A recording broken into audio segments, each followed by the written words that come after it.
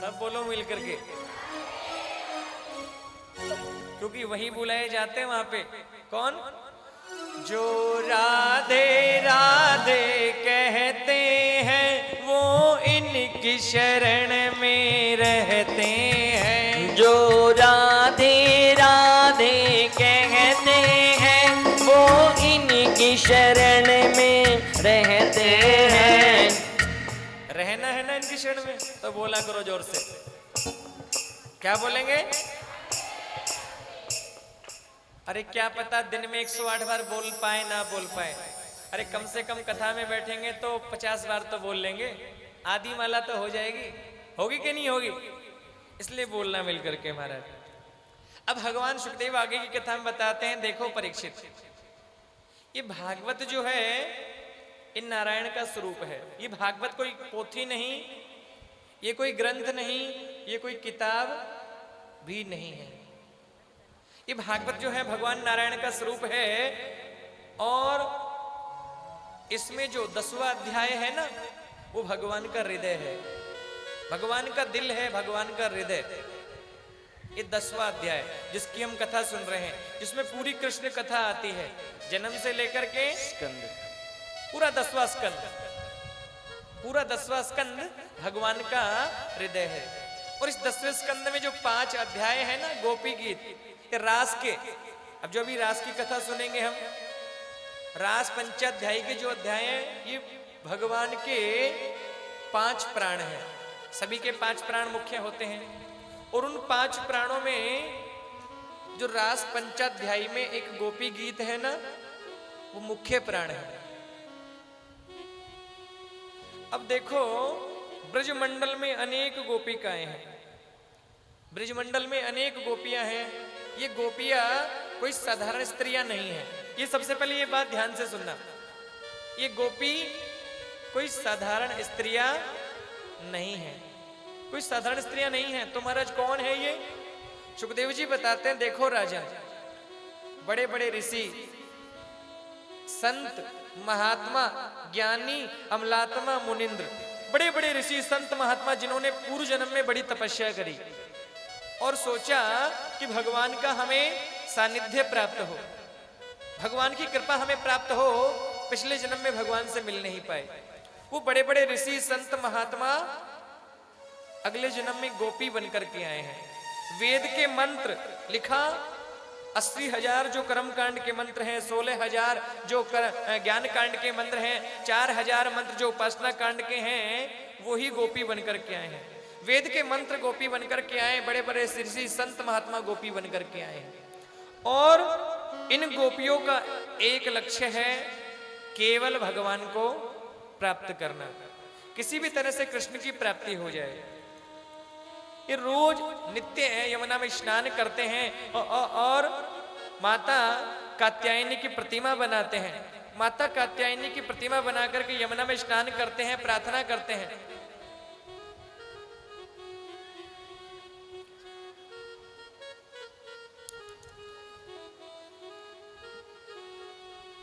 ये गोपियां सभी रोज माता कात्यायनी की पूजा करती है, यमुना में स्नान करती है, माता कात्यायनी से प्रार्थना करती हैं, प्रभु हमें प्राप्त हो जाए। कहते हैं भगवान ने सब गोपियों की इच्छा को पूर्ण करने के लिए पावन रास किया है। आज भगवान ने अपनी मुरली बजाई है, वेणु का निनाद किया है। और कहते हैं कि भगवान पिता रात्रि शरदोत्फुल्ल मल्लिका वीक्षयन्तु मनश्चक्रे योग मायामुपाश्रितः। पावन शरद पूर्णिमा का समय आया है। कौन सा? शरद पूर्णिमा। जब भी पूर्णिमा आएगी ना, वो शरद पूर्णिमा होती है। शरद पूर्णिमा का पावन समय आया है। भगवान ने अपनी मुरली बजाई और कहते हैं, जैसे ही भगवान की बांसुरी को सबने सुना, ब्रजमंडल में लाखों गोपिकाएं हैं, जैसे ही सभी गोपियों ने भगवान की बांसुरी को सुना, सुध बुध भूल गई। क्यों? जैसे ही भगवान की वेणु को सुना है, सब अलग अलग कार्य में व्यस्त हैं, लाखों गोपिकाएं। जैसे ही भगवान की बंसी को सुना सब सुध बुध भूल गई, क्योंकि लिखा है ना कि गजब की बांसुरी बजती थी वृंदावन बसैया की, करूं तारीफ मुरली की या मुरलीधर कन्हैया की, कि जहां चलता न था काम तीर उर कमानों से, विजय नटवर की होती थी वहां मुरली की तानों से। महाराज ऐसी बंसी बजाई आज भगवान ने। अब बंसरी बजाने वाला एक है नारायण कृष्ण, और बंसी को सुनने वाली गोपिकाएं हैं लाखों। सब ब्रजमंडल में अनेकों गोपियां हैं, अलग अलग कार्य में व्यस्त हैं। जैसे ही भगवान की बांसुरी को सुना सुध बुध भूल गई। महाराज अलग अलग कार्य में व्यस्त हैं। एक गोपी अपने घर में गाय का दूध निकाल रही थी, और जैसे ही गाय का दूध निकालते निकालते भगवान की बंसरी को सुना, भगवान की वेणु को सुना।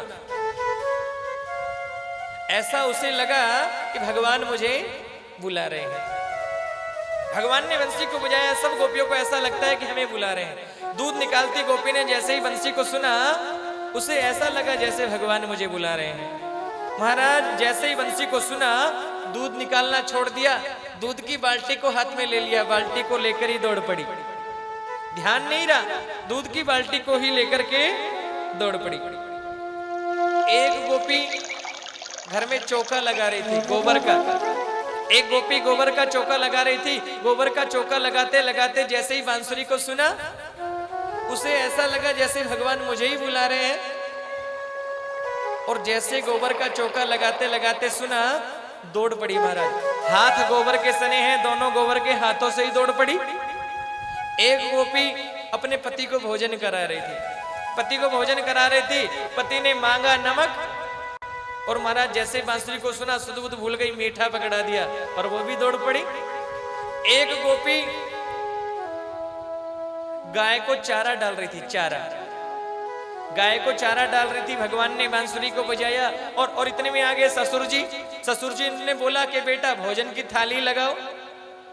जैसे ही ससुर ने बोला बेटा भोजन की थाली लगाओ, भगवान की बांसुरी को सुना सुध बुध भूल गई। क्या किया, जो गाय के लिए चारा लगा रही थी वो धर दिया ससुर जी के आगे, और जब भोजन की थाली लगाई वो धर दी गाय के आगे। सब उल्टा हो गया महाराज। एक गोपी श्रृंगार कर रही थी अपना, श्रृंगार करते करते जैसे ही भगवान की बंसरी को सुना, ऐसा लगा कि प्रभु मुझे बुला रहे हैं। एक आंख में काजल लगाया, और जैसे ही बंसरी को सुना तो दूसरी आंख में काजल लगाना भूल गई और दौड़ पड़ी। महाराज एक गोपी अपने घर में झाड़ू लगा रही थी, झाड़ू लगाते लगाते जैसे बंसरी को सुना, झाड़ू को हाथ में लेकर के दौड़ पड़ी। एक गोपी जाने के लिए तैयार हुई, पति ने रोक दिया, बोले कहाँ जा रही है? बोले प्रभु मुझे बुला रहे हैं। महाराज उसके पति ने रोक दिया, कहते हैं उसने अपने शरीर का ही त्याग कर दिया।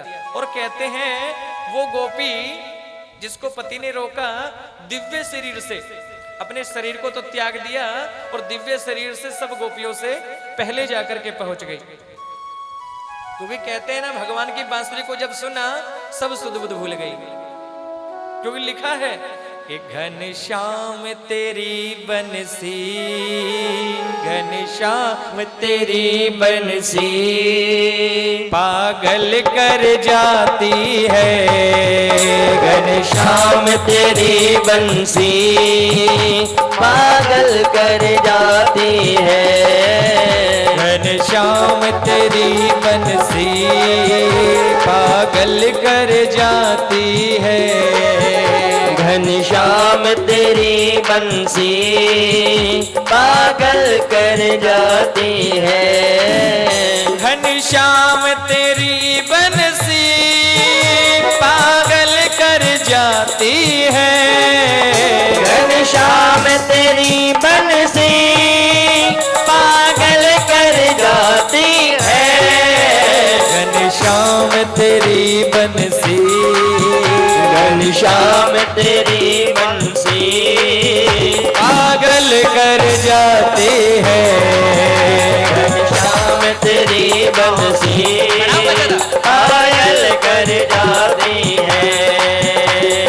श्याम तेरी बंसी पागल कर